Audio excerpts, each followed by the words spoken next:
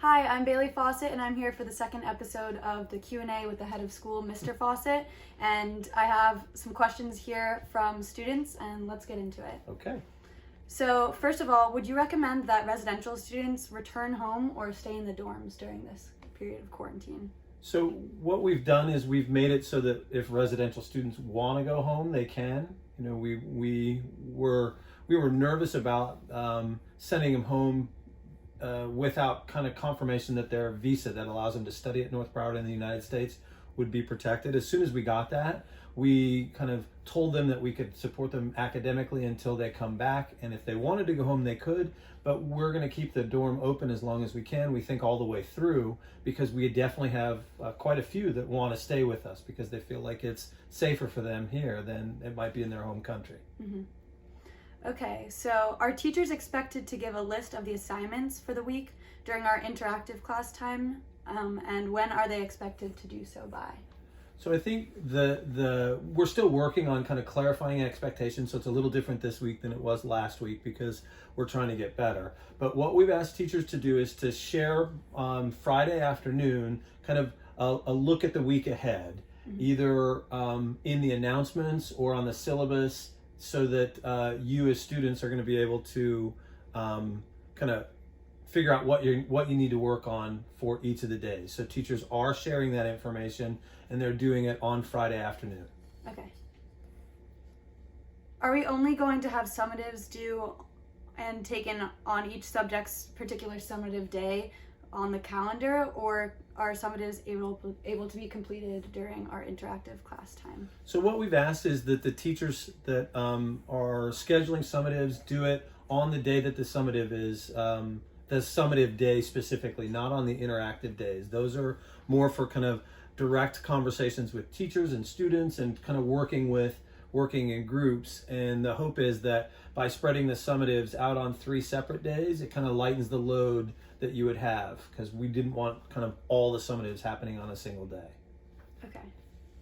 Does the administration receive the videos that are recorded during class from Zoom? So we don't get them sent to us. We have access to them. So if a teacher records it, certain members of the administration can go in and see any one of those that we want to, but they don't come to us automatically. Okay. How can students contact their college advisors?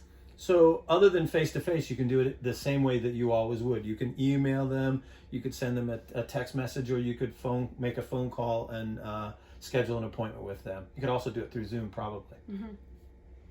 Will North Broward be following the recommendation by our governor to close schools until April 15th and continue to follow his further recommendations? So we'll definitely be closed through April 15th. That's when he issued that order was for both public and private schools. So we're legally obligated to be closed through April 15th.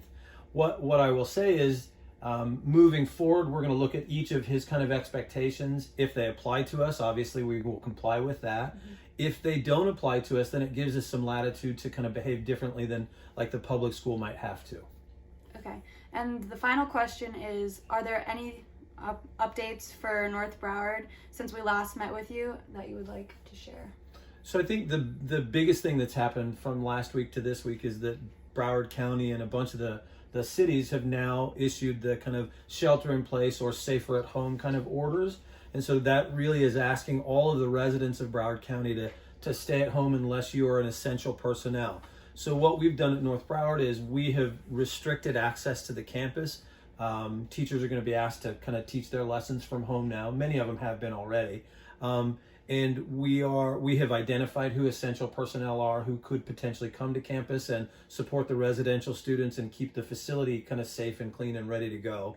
And every person that's going on campus will now have to go through a medical screening that includes a series of questions and a temperature check before they're allowed on campus. And so that's the biggest kind of change from the school's perspective. And I want to encourage everybody to really practice the social distancing, because that's going to make a difference for us.